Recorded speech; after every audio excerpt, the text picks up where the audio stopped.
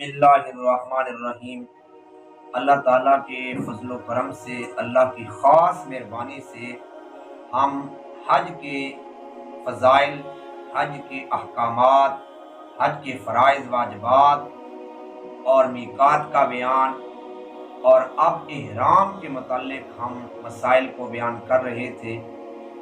اب مسئلہ یہ ہے کہ حالت احرام میں سر یا داڑھی میں کنگھی کرنا یا سر میں یا داڑھی کو اس طرح کھجلانا کہ بال گرنے لگیں، تو یہ کرنا مکروہ ہے۔ اس مسئلے کو یاد کر لیں، اس لیے آہستہ آہستہ کو جائے کہ بال نہ گرے۔ اس مسئلے کو ذہن نشین کر لیں۔ مسئلہ اگلا کیا ہے کہ داڑھی میں اس طرح خلال کرے کہ بال نہ گرے۔ کچھ لوگوں کی عادت ہوتی ہے زور زور سے ہاتھ مارتے ہیں، ایسا نہ کریں بلکہ آرام سے، تاکہ بال بندے کے نہ گرے۔ احرام میں آئینہ دیکھنا، دانت اکھڑوانا جائز ہے اور مسواک بدستور مسنون ہے۔ کتنے پیارے مسائل ہیں میرے دوستو، ان کو یاد کر لو، انشاءاللہ کام آئیں گے۔ احرام میں موذی جانوروں کو مارنا جائز ہے، جیسے سانپ، بچھو، کٹمل، پسو، مچھر، بھیڑ وغیرہ وغیرہ، یعنی جو موذی جانور ہیں ان کو مارنا کیا ہے؟ جائز ہے۔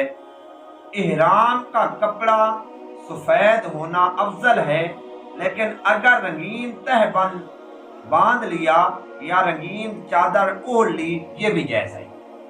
یہ مسئلہ یاد کر لو، اتنے پیارے مسائل ہیں، انشاءاللہ ثم انشاءاللہ ان کو یاد کرتے رہو، آپ کو یہ کام آئیں گے۔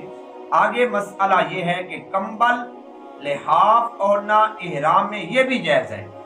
اگر نیچے اوپر دو چادریں اوڑھ لی یا چادر پر کمبل اوڑھ لیا یا نیچے دو چادریں باندھ لی تو یہ بھی جائز ہے، یہ یاد کر لیں۔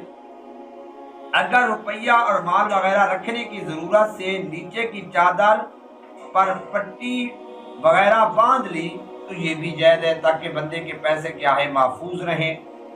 جن چادروں میں احرام باندھا تھا اگر ان کو ہٹا کر دوسری چادریں پہن لیں تو اس میں کوئی حرج نہیں۔